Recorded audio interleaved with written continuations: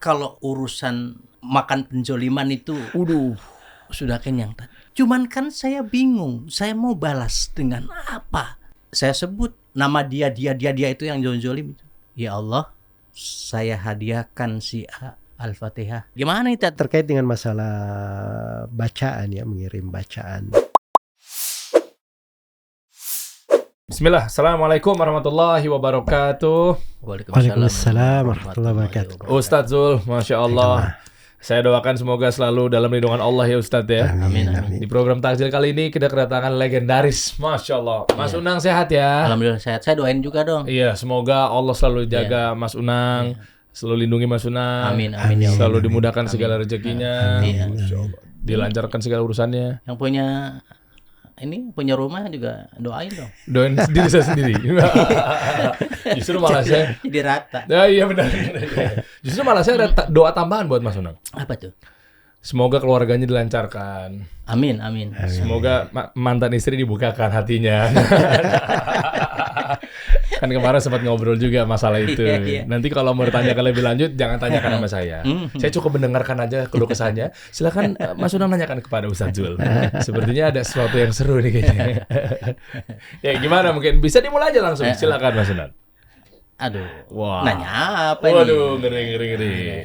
Sepertinya seru nih. Tadi kita udah ngobrol di belakang kamera mengenai keluarga, istri dan lain sebagainya. Ustadz, ini hidup itu kan harus punya warna kan? Ya. Iya, harus punya warna gitu loh.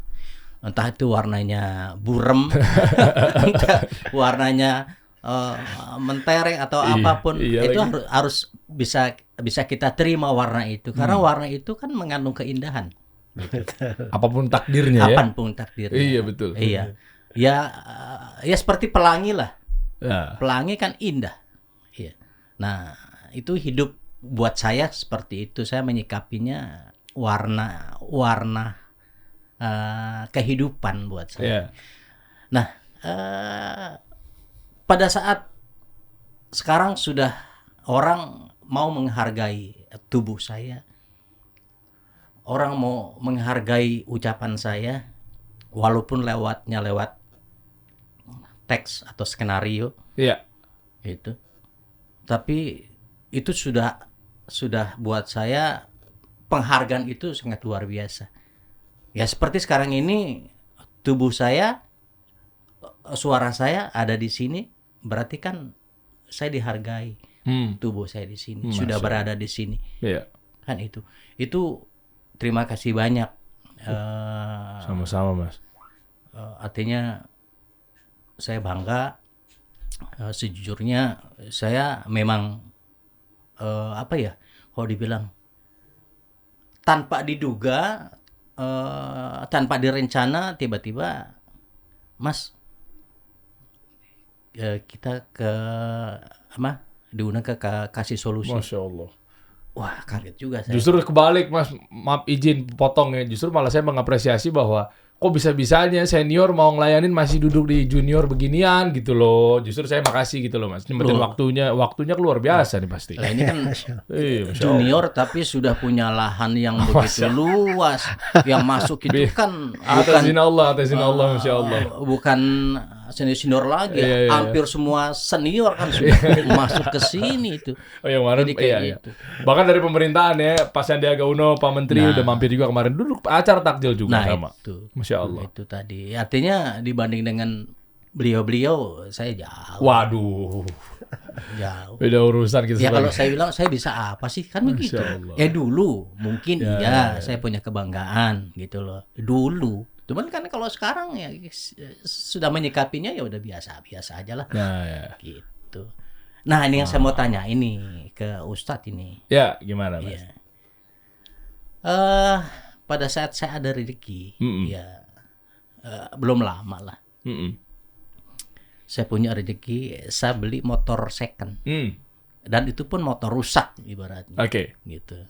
Dengan nominal waktu itu harganya 5.500.000. Oke. Masukin ke bengkel. Sama orang bengkel, Mas ganti semua deh. Mesinnya apa segala macamnya udah Yang penting saya bisa nyala lagi, bisa bagus lagi nih, bisa jalan nih motor gitu. Ya udah. 1 bulan itu di bengkel. Kurang lebih. Udah bagus, saya cobain, lancar segala macam. Total kurang lebih 6 juta. Berarti kan 10 juta lebih itu ya. Iya. 11,5. 11,5. Kalau tambahin dikit lagi dapat motor baru itu. Iya. Apaan motor rusak didandanin? Iya. Nah itu kan banyak yang rewel tuh. Iya kayak anak kan rewel juga. Gitu kan. Ya ngapain sih beli motor kayak begitu katanya. Ya nggak tahu ya. Hobi. Bukan hobi. Tiba-tiba kepikiran kepengen beli motor itu. Itu. Oke. Udah dapet kurang lebih nyobain lah 1 bulan itu. Udah di rumah itu. Tiba-tiba nih mantan nge-WA nih. Terus? Pih katanya. Punya kendaraan nggak? Saya kerja kan sayang nih ongkos kebuang melulu nih kalau naik bis gitu. Nah, pada saat itu batin itu nggak bisa tuh menentang tuh. Nge-WA itu nggak ada sangkalan gitu. Nggak ada tuh batin ngerasa. Tiba-tiba udah saya foto motornya, saya kirim tuh gambarnya. Nih mau nggak? Lah kan baru jadi motornya. Iya. Tiba-tiba Allah gerakan mantan istri ngubungin Mas Unang. Iya. Kan ini aneh. Menurut saya ini aneh gitu loh kan. Jeda waktunya itu kan nggak terlalu lama ya kan? Iya. Gitu. Nah tiba-tiba udah. Mau nggak nih? Udah. Kalau mau ambil. Suruh orang siapa kayak saudara kamu kayak ambil. Datang jam 12 malam tuh ke rumah. Mobil bak buat ngangkut. Buat ngangkut udah. Naikin, saya kasih komplitin BPKB bawa, terus helm terus helm-helmnya jas ya. hujan. Komplit itu. Bensinnya udah full juga tuh. Udah full tinggal pakai tuh. Iya. Masih ada lagi nggak Mas? Boleh dong 1 lagi ya. Saya juga mau, enak bener hidup. Ntar nunggu. Nih ada lagi motor satu lagi nih. Gitu loh. Ada motor 1 lagi saya beli second juga. Oh gitu. Iya. Cuman murah waktu itu saya beli 1,5 juta. Oke. Mesinnya juga masih gitu. mesin masih ada, cuman udah rontok tuh. Ini ngomong di sini ntar dibintain lagi. Mana? Ngomong ngasih yang motor yang baru mau dibangun, ntar ada yang minta lagi. Oh ya enggak lah. Saya kan udah dapat jatah udah ada. Oke. Nah, itulah artinya gini. Gimana? Yang mau ditanyakan apa, Mas? Artinya gini, bahwa saya tidak, walaupun itu mantan, saya ada rezeki. Saya nggak bisa tuh menolak tuh. Wah, seru nih Ustadz. Saya nggak bisa. Iya. Dan nggak bisa tuh saya punya rasa kesel, saya punya rasa benci, saya punya dendam, itu nggak pernah ada di batin saya. Ini yang aneh, Tat. Saya kepengennya marah, saya kepengennya jahat gitu loh. Tapi saya nggak bisa, kan bingung nih. Ini saya kenapa ya tadi? Iya. Tapi iya. Islam memandangnya ini gimana, Ustadz? Artinya apakah tetap masih wajib menafkahi istri atau mantan istri? Lebih mana diutamakan atau memang hukumnya gimana? Mohon maaf Mas, dapat anak dari mantan istri itu? Ada 2 laki-laki. Umur 20 sama 18. Kan yang kita tahu kan berarti kan ya anak ya wajibnya hanya ke anaknya aja buat nafkahinnya selama dia jadi anak. Tapi kan mohon maaf, untuk mantan istri kan kayaknya yang saya tahu dengan sependek ilmu saya kan nggak ada kewajiban untuk nafkahi mantan istri kan. Terlepas dari mau sedekah apa segala macam itu ya urusan masing-masing lah ya. Biasa sih sebetulnya bukan sedekah, enggak sih. Tapi hidupin janda cakep juga tuh pahalanya tuh, Mas. Cuma berbagi aja. Kalau saya berbagi kebaikan aja cuma itu kok. Bahwa apa yang dia butuhkan ada kebetulan. Gitu, itu aja.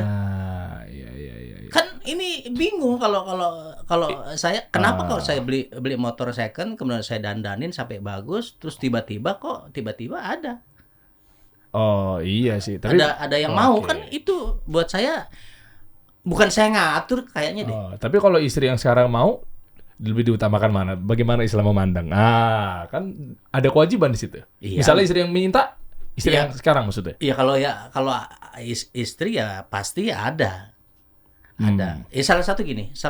Pada saat anak saya butuh sesuatu uang, dia mau jual motor tuh. Oke. Nah pada motor lama juga sih. Oke. Nah sudah dihargai 6,5 juta sama orang, udah ada mau ambil tuh motor. Oke. Nah saya dengar nih, gitu, saya bilang, Bu, itu motor mau dijual? Iya, ini buat anakmu tuh katanya. Oh, buat apa? Iya, ada kebutuhan lah. Udah jangan dijual sama orang deh. Kebetulan saya ada tabungan itu. Udah, saya kasih tuh 6,5 juta. Nih, motor saya ambil. Oh, beli motor anak. Iya. Oke. Daripada sama orang kan, Iya, mendingan iya, saya ambil. Nah, ini berarti ini motor punya saya nih sekarang nih. Iya, Kan udah saya sah. beli. Iya, jual beli. Iya, Oke. udah. Walaupun itu motor anak kan. Iya. Udah pada akhirnya selesai kan urusan, berarti kan beres nih urusan. Nah, kurun waktu ke depan ini dalam beberapa bulan motor itu kan tetap dipakai. Sama? Ya sama ibunya ya buat keluar, oke. sama anak segala macem. Cuma hak Gitu. milik kan udah jadi punya Mas Kan Unang. berarti Iya. sudah punya saya hak milik. Nah pada saat itu istri ngomong, udah motor buat saya aja. Kan kamu udah ngasih motor tuh ke mantan kamu. Oh, cemburu. Gitu. Ya udah. Ya silakan ambil. Gemes banget deh. Masya Allah. Tapi Udah kan. saya melihat dari sini kayaknya kayak saya mudah-mudahan malah iri sekali yang mesti udah pada Iya. berumur aja ternyata masih ada cinta memadu kasih saling pengen-pengenan itu sangat cakep tapi tuh Mas. Loh, Iya dong. buat saya nggak ada keberatan kok. Artinya kan di dalam keluarga saya memberikan suatu kebaikan untuk keluarga. Udah cuma itu aja. Intinya baik aja. Masya Allah. Gitu. Nggak ada tuh ngerasa gua rugi nih. Gua ngerasa kan ini motor udah punya gua nih. Enggak tuh, nggak ada. Dan saya mohon maaf ya, Tad. Jadi nggak merasa saya memiliki barang itu kayaknya udah hambar ya sekarang nih. Bingung saya. Udah nggak butuh dunia nih berarti Masya Allah. Ya dunia sih masih butuh lah, masih hidup. Masih hidup. Coba kita tanyakan ke Ustadz aja. Gimana nih, Tad? Bagaimana tuh menyikapinya tentang istri, mantan istri? Aduh. Ya Masya Allah ya. Fadhal Ustadz, Baiklah. barakallahu fikum. Bismillahirrahmanirrahim. Alhamdulillahirabbil alamin. Wassalatu wassalamu ala al-mabuthi rahmatan lil alamin, nabiyina Muhammad wa ala alihi wa sahbihi wa man tabi'ahum bi ihsanin ila yaumiddin, amma ba'd. Jadi pertama di awal pembicaraan dulu tadi ya, seputar warna kehidupan. Ya, mantap tuh. Ya kita memang bersyukur kepada Allah kita diberi agama. Agama itu dibahasakan dalam Al-Quran sebagai sibagha. Sibaghatullah wa man ahsanallahu minallahi sibagha wa anhalallahu abidun. Itulah celupan warna dari Allah. Dan tidak ada yang lebih baik dari celupan warna dari Allah. Karena orang yang beragama itu pasti memberi karakter kan, berpengaruh. Itu yang mewarnai hidupnya. Akhirnya dia bisa berdermawan, bisa memaafkan, dia bisa berlapang dada, dia mampu membuat kebaikan-kebaikan di tengah manusia dan seterusnya. Nah itu warna-warna pengaruh agama pada seseorang. Iya. Pengaruh-pengaruh ini itu ada dua macam. Ada hal yang sifatnya jibiliyah, perkara yang merupakan tabiat, bawaan. Ya memang dari sononya kayak gitu. Orang ya nggak bisa dendam, nggak bisa marah, udah dari sononya kayak gitu. Masya Allah. Ya itu ada kadang tabiat gitu. Tapi ada hal-hal yang kadang sifatnya muktasabah. Dia sesuatu yang kita hasilkan, kita latih. Kita bentuk karakter itu pada kita. Tadinya dia kurang sabar, dia latih dirinya bersabar menjadi penyabar gitu. Dia orang yang tadinya boros gitu ya, nggak bisa teratur gitu. Dia latih dirinya bisa teratur, ya kan? Nah, jadi itu kan latihan-latihan. Makanya ada dua jenis. Ada yang sifatnya tabiat, bawaan. Ya, ada yang sifatnya muktasabah. Itu memang karena latihan. Dia berupaya seperti itu. Nah, dan agama ini memang Rasulullah SAW itu beliau datang dengan dua hal sekaligus. Karena itu beliau kata Aisyah kata Nabi SAW, Inna bu'ithu liutamima makarimal akhlaq. Sungguhnya aku ini diutus untuk menyempurnakan akhlak yang mulia. Dan beliau berkata kepada seorang sahabat yang bernama Al-Ashad bin Abdul Qais, Inna fika khaslataini yuhibbuhumullah. Pada kamu ini ada dua sifat. Ini sifat bawaan dia. Dan dua sifat ini Allah cinta pada dua sifat itu. Ya, sebenarnya Allah bawaan tapi Allah cinta pada dua sifat ini. Al-hilmu wal anah. Dia punya sikap al-hilm. Al-hilm ini kalau dia di orang celah dia gitu, dia nggak langsung balas gitu. Dia nggak langsung balas. Kalau ada orang yang berbuat sesuatu gitu, dia ada selalu berpikir, selalu dalam, selalu ini. Nah, terus ada sifat yang kedua al-anah. Al-anah itu tidak tergesa-gesa.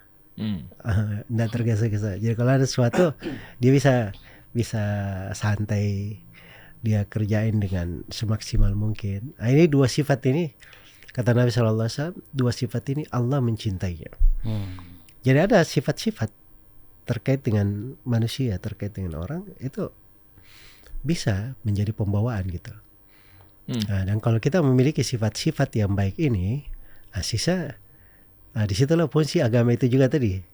Ketika sifat-sifat baik ini, kadang sebagian sifat baik itu ada pada orang-orang non-muslim pun ada, gitu kan? Misalnya keberanian.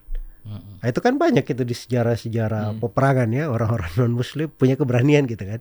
Nah, itu kan sifat bagus sebenarnya. Nah, tapi sifat bagus itu dia akan berada di timbangan Allah Subhanahu wa taala, itu kaitannya dengan masalah agama. Ya, ada hal yang harusnya disiapkan dari keikhlasan dan ada hal yang harusnya disiapkan dari sudut dia ingin mencontoh jalannya para rasul di situ. Mencontoh jalannya para rasul. Sebab dua hal itu yang menjadikan hal itu berbobot dan berpahala. Ya, berbobot dan berpahala. Betul, orang ini baik di sepanjang kehidupan. Banyak orang-orang Abu Jahal, Abu Lahab itu baik-baik juga sebenarnya. dari sudut apa? Di musim haji mereka ngasih makan gitu. Musim haji. Terus mereka itu dikenal gitu, nggak boleh ada masuk ke Mekah dizalimi, harus diberi keadilan. Nah, itu kan sikap bagus, dipuji oleh semua agama kan. Abu Jahal, Abu Lahab ya? Iya. Masya Allah. Jadi maksudnya hal-hal yang seperti itu ada, tapi tetap ada ya, sisi baiknya itu ada ya. Sisi baik itu ada, cuman sisi baik ini jadi tidak disebut di dalam Al-Quran karena kekafiran dia. Makanya satu surah penuh, tabbat yada abi lahabi wa tab, ma aghna anhu maluhu wa ma kasab, sayasla naran dzata lahab. Ini 3 ayat ini untuk dia. Wa imra'atuhu, terus disebut istrinya, wa imra'atuhu hammalatal hatab fi jidha hablum min masad. 5 ayat semuanya untuk Abu Lahab, tidak ada disebut kebaikannya sama sekali. Karena kayak begitu ngeri dong. Iya, karena dia tidak memiliki pokok dari kebaikan yang membuat kebaikannya yang lain yang sifatnya tabiat bawaan ini itu menjadi bagus. Nah, itu pokoknya, itulah agama di situ. Nah, hal yang dia lakukan karena Allah dan mengikuti jalan Rasulullah SAW. Kalau dia di agama sebelum Nabi mengikuti jalan Rasul yang diutus oleh Allah Subhanahu wa taala. Jadi itu selalu ada dua. Karena itu di hari kiamat pertanyaan juga dua. Ya, pertanyaan pertama itu disebut dalam Al-Qur'an pertanyaannya. Wa yawma yunadihim fayaqulu ayna syuraka'i alladziina kuntum taz'umun. Ketika Allah manggil seluruh makhluk yang di hari kiamat. Lalu Allah berfirman, mana tandingan-tandingan yang kalian ibadahi selain daripada aku? Itu dipertanyakan dulu. Pokok yang pertama, kemudian ibadah kepada Allah. Makanya beribadah kepada syariat Allah ini, wah itu masalah besar. Sebab itu pokok pertanyaan yang ditanyakan. Terus yang kedua, ada pertanyaan lagi disebut juga dalam Al-Quran. Wa yawma yunadihim fayaqulu madza ajabatumul mursalin. Ketika Allah memanggil seluruh makhluk, kemudian Allah berfirman, bagaimana kalian menjawab para rasul yang diutus? Jadi itu tuh harus dipersiapkan. Makanya kebaikan apapun yang datang, ya, dan mungkin ada pengaruh pada agama-agama sebelumnya. Tapi kalau dia tidak ambil pokoknya, maka kebaikan itu mungkin tidak berarti untuknya. Ya, karena itu Nabi SAW bersabda, la yasma'u bi min hadhihi al-ummah yahudiyyun wala nasraniyyun thumma la yu'minu bima ji'tu bih illa kana min ahli an-nar. Tidak ada seorang pun dari umat ini, dari manusia di masaku, yang mendengar saya diutus. Tidak dia seorang Yahudi, tidak seorang Nasrani, dia dengar saya diutus sebagai seorang Rasul, lalu dia tidak beriman, kecuali dia pasti penghuni neraka. Padahal kalau sifat kebaikan pasti ada. Manusia itu tidak mungkin ya, tidak ada kebaikannya sama sekali. Paling tidak dia tidak makan sabun lah. Kan bagus juga kan dia nggak makan sabun.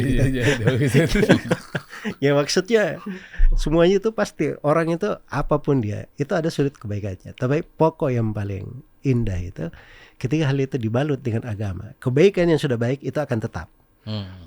Dan kebaikan yang sudah baik ini akan dibukakan lagi untuknya kebaikan-kebaikan yang Terus, lain. Ya, gitu.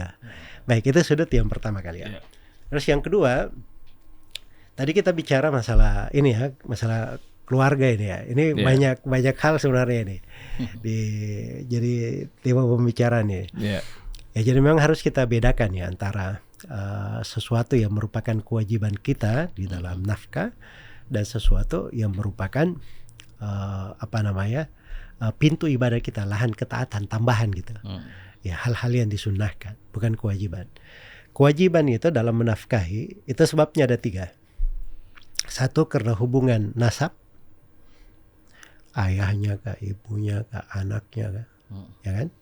Terus yang kedua, karena hubungan pernikahan, istrinya, ya. Kemudian yang ketiga, karena hubungan kepemilikan. Ini masa dahulu ya, ketika ada budak kita miliki, kita wajib memberi makan kepadanya, memberi pakaian. Ya, itu sudut kewajiban. Nah, ini tiga hal ini yang disebut oleh para ulama sebab kewajiban memberi nafkah. Nah, jadi nafkah itu ketika sebab ini ada, kita wajib untuk menafkahi. Wajib untuk menafkahi. Nah, di situlah ada nafkah. Kita beri untuk orang tua, untuk anak kita, untuk istri kita. Nah, itu kan sudut-sudut kewajiban. Adapun selain daripada itu tidak berbicara masalah kewajiban. Itu bicaranya masalah kadar tambahan. Kadar keutamaan, ya sunnah, hal yang disunnahkan, hal yang dianjurkan, ya boleh, nggak ada masalah berbuat baik, tapi ada aturannya. Kata Nabi SAW, ibda biman ta'ul, kamu mulai dulu dari orang yang wajib kamu tanggung nafkahnya. Kalau sudah terpenuhi, mau diberi yang lain silahkan. Ya tsummal adna fal adna, kemudian paling dekat, ya jadi itu kadar kita sendiri yang bisa menilai gitu, bisa menimbang. Ya, dan itu tadi ya, banyak dari, masya Allah kita juga belajar ya dari pembawaan baik ya, nggak di hati itu nggak ada sakit hati gitu. Itu keren banget tuh. Keren bisa begitu. Hal-hal seperti itu jarang itu loh Pak. Nah, itu masya Allah, itu luar biasa itu. Nah, itu seorang sahabat itu pernah dia melihat duduk di sisi Nabi SAW. Lalu datang seseorang, atau sebelum datang Nabi berkata akan masuk ke masjid ini seseorang dari penghuni surga. Kaget kan, masya Allah ini penghuni surga ini. Masuk seorang, sholat, setelah itu ikut duduk. Besoknya Nabi SAW berucap hal yang sama. Masuk lagi orang itu. Orang yang sama, Ustaz? Orang yang sama, masuk lagi. Ada seorang sahabat di situ. Wah, ini saya harus tahu ini orang ini siapa nih. Apa yang dia kerjain? Amalan apa yang dia punya? Sehingga Rasulullah SAW berucap seperti itu. Akhirnya dia pergi ke orang itu, dia ikut sampai ke rumahnya. Sampai ke rumahnya dia minta izin tinggal di rumah orang tersebut 3 hari. Pengen tahu ya? Ya, 3 hari ini kan batas waktu bertamu kan, boleh kan gitu. Nginaplah dia 3 hari di rumah orang itu supaya dia tahu orang ini amalannya apa. Di malam hari dia nggak sholat malam. Sholat semua waktu bagus semuanya kan. Sholat malamnya nggak sholat, kecuali di akhir dia witir gitu. Terus dia nggak mendengar pembicaraan gibah orang apa segala macam. Itu hal-hal bagus lah. Tapi di siang hari dia juga nggak puasa. Bukan orang yang puasa tiap hari gitu. Senin Kamisnya dia puasa sunnahnya nggak dikerjakan. Puasa sunnah juga nggak. Gitu. Nah, gitu. Akhirnya setelah 3 hari dia sudah putus asa, itu orang amalannya apa gitu kan. Ini gimana sih janji masuk surga tapi kayaknya nggak soleh-soleh amat nih gitu kasarnya. Nah, gitu ya, kasarnya kayak gitu lah. Akhirnya di akhirnya terus terang bahwa saya sebenarnya itu saya dengar Nabi berucap begini. Terus saya mau tahu apa ya kata orang ini. Ini kerendahan hati juga dia ya. Ya seperti yang kamu lihat itu aja. Saya nggak punya yang lain. Nah begitu sahabat ini mau pulang, kata orang ini yang dibilang oleh Nabi penduduk surga, sini sebentar. Baiklah, sepanjang kau sudah berucap itu, ini sudah terlanjur gitu kan. Kamu sudah berucap seperti itu, kamu dengar dari Nabi. Ya, saya barangkali ya kata dia, amalan yang saya paling harapkan itu, saya nggak pernah menemukan di hati saya ada sesuatu apapun terhadap siapapun di antara manusia di atas muka bumi ini. Jadi kata sahabat tersebut, itu mungkin itu yang kami nggak mampu katanya. Itu yang kami nggak mampu. Jadi itu subhanallah, itu namanya salamatus sadr, keselamatan hati. Ya hatinya tuh selamat, dia nggak ada sama orang itu nggak ada. Jadi bisa nggak ada nyimpan iri dengki di hatinya tuh udah polos apa ya? Iya. Ya bersih aja udah gitu Ustaz ya. Iya, banyak Masya Allah. dari orang itu subhanallah. Kita buat sesuatu nggak disengaja, mungkin 10 tahun dia masih ingat tuh. Dendam. Ya kan? Iya. Oh ya, awas nanti kalau saya bisa balas atau bisa ini kan. Nah itu hal-hal yang seperti itu kan, itu hal-hal yang gak bagus di hati. Nah ketika kita diberi oleh Allah Subhanahu Wa Taala perkara yang sangat melapangkan dada, itu luar biasa itu. Itu dari anugerah sebenarnya. Nikmat kalau dinilai itu saya pikir lebih mahal daripada dunia dan segala isinya. Iya. Ada satu hal lagi Ustadz. Insya Allah. Kalau urusan menjolimi, saya udah kenyang. Dizolimi orang. Makan penjoliman itu sudah kenyang. Cuman kan saya bingung, saya mau balas dengan apa? Saya mau dendam seperti apa? Terus ada terbesit, ini gue apain nih orang nih? Cuman kan pada saat gue apain kan gak ada jawaban. Gak jawaban, mau diapain ya nih? Kalau dibilang sakit, batin ini sakit, gitu. Direndahkan, macam-macam lah dengan cara. Pada akhirnya solusinya mungkin Allah yang kasih nih. Saya sebut nama dia itu, nama dia itu yang zolim itu. Ya Allah, saya hadiahkan si A Al-Fatihah. Saya hadiahkan si B Al-Fatihah. Saya hadiahkan C, D, E, F Al-Fatihah. Udah. Itu senjata saya itu. Oh, artinya memberikan hadiah dengan firman Allah gitu maksudnya. Dengan saleh, Dengan amalan soleh lah. Iya. Artinya gini, supaya apa? Supaya dia tidak lagi punya hati, punya akal, pikiran yang jahat. Udah. Karena sudah masuk Al-Fatihah itu ke kolbunya dia, ke alam pikirnya dia, sehingga dia pada saat mau menzolimi dia sudah ada benteng itu. Kan berarti Masya Allah. dia tidak punya daya upaya untuk melakukan penjoliman. Udah cuma itu aja. Untuk kesekian kalinya. Iya. Oh, sebagaimana misalnya kayak ada air di ruqyah gitu atau diberikan bacaan-bacaan gitu kali Ustaz ya. Ya itu kadar bagus Masya sih Allah. sebenarnya. Jadi Nabi SAW itu kalau dilihat ya dari apa yang menimpa beliau itu kan luar biasa kan. Orang-orang bagaimana menzalimi Rasulullah SAW. Sampai kisah ketika beliau ke Taif, itu kan beliau datangi sebagian kerabat dan keluarganya juga. Ya dilempari sampai darah mengucur dari beliau sallallahu alaihi wasallam. Bersama dengan itu beliau hanya berkata, Allahumma ighfir liqaumi fa innahum la ya'lamun. Ya Allah, ampunilah kaumku, sungguhnya mereka enggak tahu. Ya Allah. Ya ketika sudah diusir dari Taif gitu, itu Nabi di sebagian hadits itu Nabi ceritakan kepada Aisyah. Seakan-akan diri beliau enggak sadar. Sampai enggak menyangka gitu loh, akan dibalas oleh keluarganya sendiri, oleh kaumnya dengan perbuatan seperti itu gitu. Sampai beliau berjalan menuju ke Mekah, balik ke ini, nggak sadar sudah sampai ke dua gunung Akhshabain. Jauh banget. Iya, sudah sampai ke situ, nggak sadar gitu loh. Padahal beliau ini orang yang paling sempurna akalnya beliau.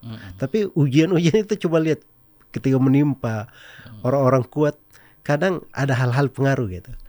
Tapi subhanallah, datang kepada beliau Jibril. Beliau bawa seorang malaikat. Kata Jibril, ya Rasulullah, ini malaikat penjaga gunung. Dia belum pernah ini ya Rasulullah, malaikat diutus oleh Allah. Ya, kamu perintah apa saja, dia akan melakukannya. Kata malaikat ini, wahai Nabi Muhammad, kalau kamu ingin 2 gunung Akhsyabain ini, aku balik, saya timpahkan ke penduduk Taif, aku akan lakukan.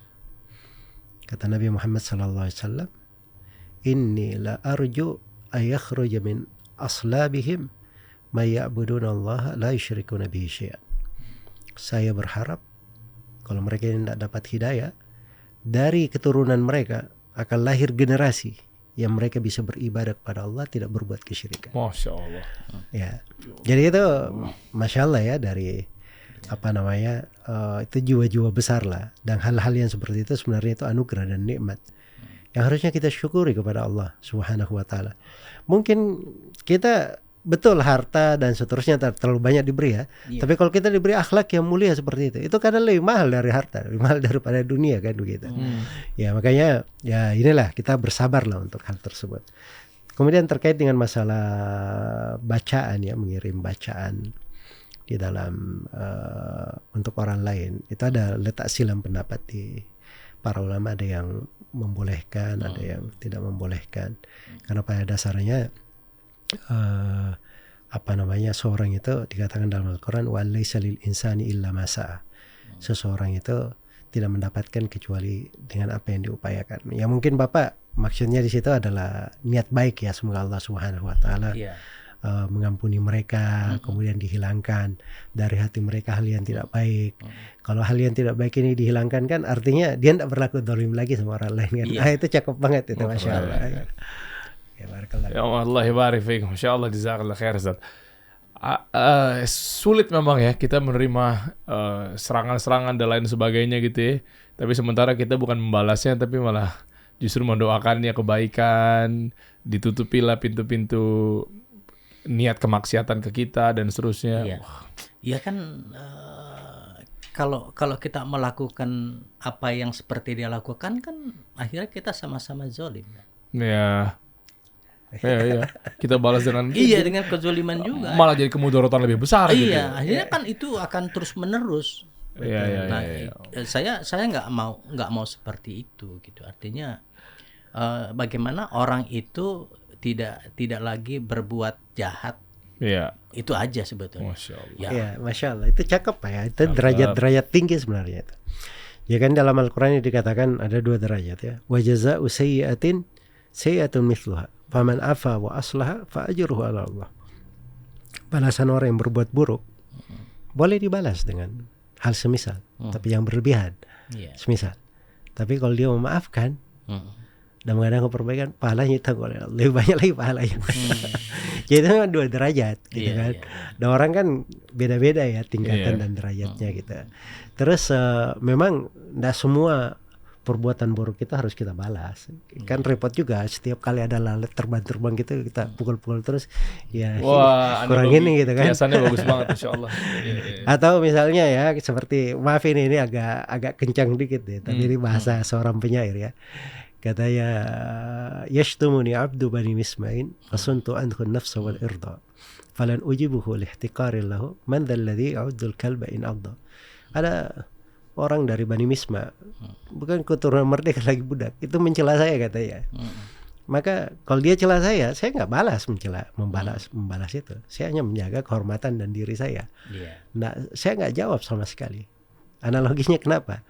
Karena kalau ada anjing yang menggigit kita, jangan kita balas dengan gigit anjingnya juga. Ngapain? Gak guna ya. Iya. Benar juga ya. Nah, kalau ini ada kaitannya dengan ini, jadi gini, kadang-kadang kan orang kalau di jalan atau dimanapun lah, di satu daerah atau di mana kita lagi jalan, kadang pada saat kita bersenggolan, entah motor, entah kita jalan kaki atau segala macam, pasti dia akan mengumpat bahasa yang binatang itu tadi kan. Gitu kan. Iya. Iya buat edukasi, mohon maaf ya. lo gitu Nah, misalnya. jadi kayak begitu. Nah, kita kan nggak mungkin kita marahin juga dengan bahasa yang seperti itu kan. Iya. Iya. Nah, pada saat memang kebetulan dia ngebahasain itu tadi, Iya. Ya, anjing kalimat itu binatangnya tadi, kasar itu. tadi. Iya. Nah, kebetulan di satu tempat itu ada kandang monyet. Iya kan? Nah, jadi lu tuh gitu aja. Selesai kan? Nggak nyebut tapi tuh. Udah selesai. Kenapa nggak binatangnya baik? Tupai kamu. Sama kalau orang yang nyumpahin kan itu sama kayak doa juga ya. Iya. Itu kan doa. Insya Ya, Allah. betul. Jadi Kan ngeri juga ya Tat ya. ya betul. Jadi sebenarnya kadarnya itu yang kita ingin ambil sebenarnya sebagai kaidah hidup lah ya. Jadi kalau orang berbuat buruk kepada kita balas dengan hal yang sebaliknya, kita balas dengan kebaikan. Malah sebenarnya itu nggak merugikan kita. Justru itu adalah lebih mengangkat derajat kita dan lebih besar lagi.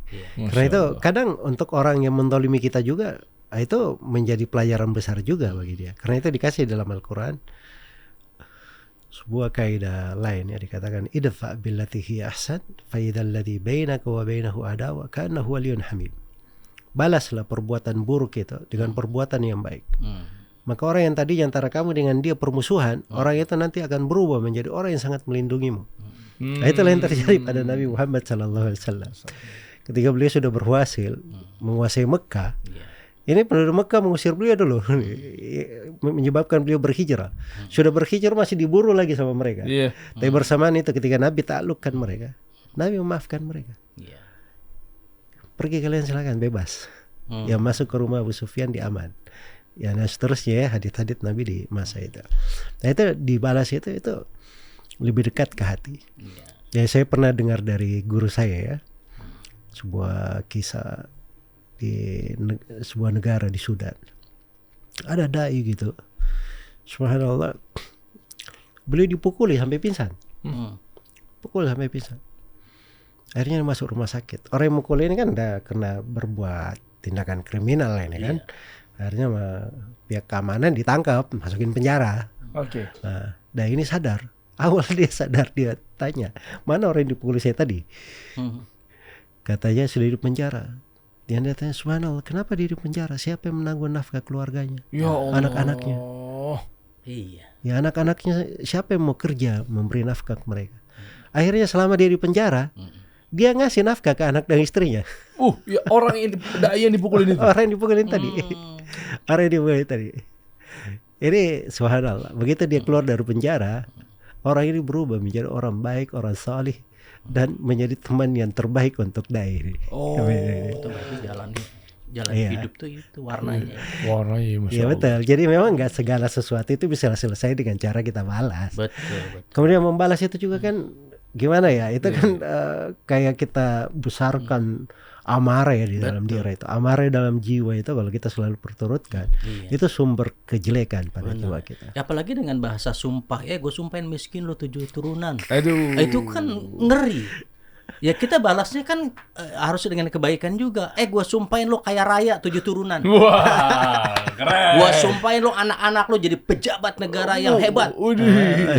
Menjadi politikus yang handal. Gue sumpahin lo. Iya. Masya Allah. Ya, Enak bagus, tuh, ya. sumpahnya Keren. bagus begitu kan ya. Iya, ini penutup yang baik loh, luar biasa nih. Ya, Masya Allah. Dan juga tadi nasihatnya Pak Ustadz juga sudah disampaikan di penghujung, pas banget dua-duanya nih, cakep. Iya.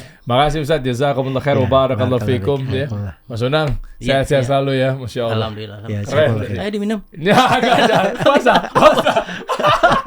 Apakah berarti bertamu langsung nyuguhin aja? Ini sponsor, nggak harus disuguhin. Oh gitu. Kan lagi puasa. Iya. Terus ini ya, Apa. ini bulan Ramadan ya. Iya, silakan, Ustaz. Closing di ini kita. Iya. Apa namanya? Nah, penutup Ustaz, nasihat Ya. Ustaz. Ramadan itu subhanallah ya. Itu bulan yang harusnya kita selalu bersinar dengan setiap hari ada akhlak yang mulia kita di dalam bulan ini. Iya. Karena itu kata sebagian ulama, Ramadan ini madrasatul akhlak. Ini madrasahnya untuk membentuk karakter dan akhlak di bulan Ramadan ini. Sebab apa saja yang kurang dari akhlak kita itu di lembaran ibadah dan kehidupan kita di Ramadan ada terselip hal-hal yang bisa kita bentuk karakter itu dari sabar, bersyukur, memaafkan. Kita berusaha tahu masalah orang. Kan kita kadang cuma sering mikir diri kita aja kan. Kita nggak tahu orang juga punya masalah sebenarnya. Ya ketika kita puasa baru kita tahu oh begini kayaknya rasanya kalau kita lapar juga ya. Ya begitu ya. Barakallahu fikum. Allah yabarik fiik. Jazakumullah khair. Assalamualaikum warahmatullahi wabarakatuh.